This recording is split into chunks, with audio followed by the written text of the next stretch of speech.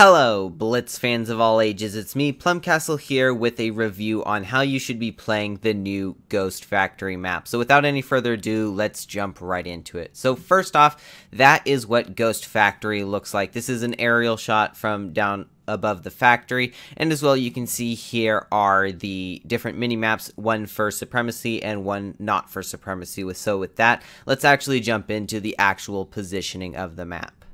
So first off, there are three major spots on the map. The first is where I'm going to refer to as the village side of the map. In the middle we have the factory, of course, and then over here we have this coal area as well. Now let's talk about the coal area first, just because this is one of the more interesting and actually one of the more disappointing sides of the map. Actually, it's not disappointing, it's just currently players aren't going here a whole lot, so there isn't much to do here, and it's actually one of the hardest positions to be in right now. So of course you can see here it's basically made up of ridges and little trenches here, and you can see there's even this little area over here that's full of toxic waste, I assume. But one thing that makes this place particularly hard is it requires you to have good gun depression and as well a lot of armor. For example, if there was a light tank right about here, he would poke over the top and you'd easily shoot him because likely he doesn't have enough gun depression. However,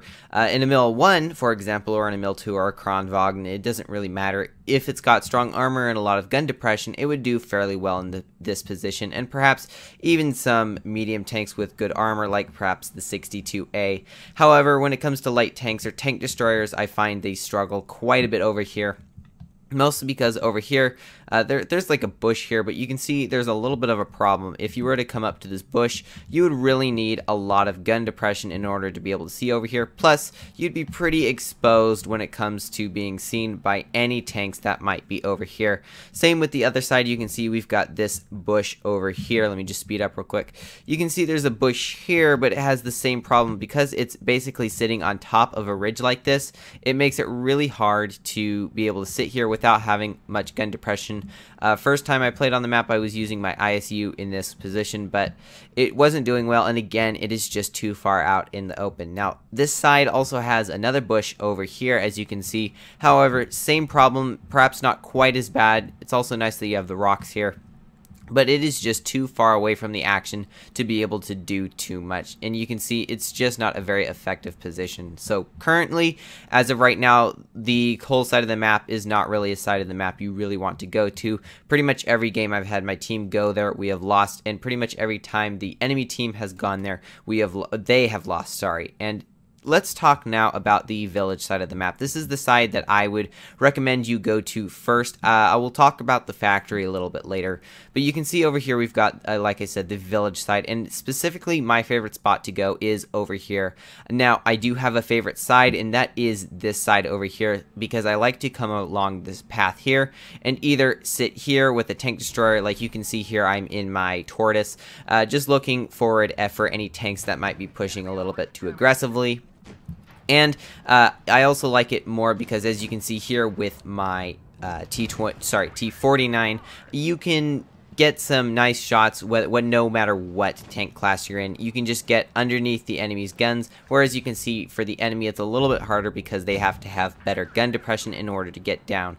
Now, it can be done. It's just I do prefer this side of the map more. I mean, it is understandable. I mean, this side also is a little bit harder when it comes to terrain. There is another rock over here, as you can see, but I don't see this played very effectively. I often see people getting killed over in this location, so I don't really suggest that.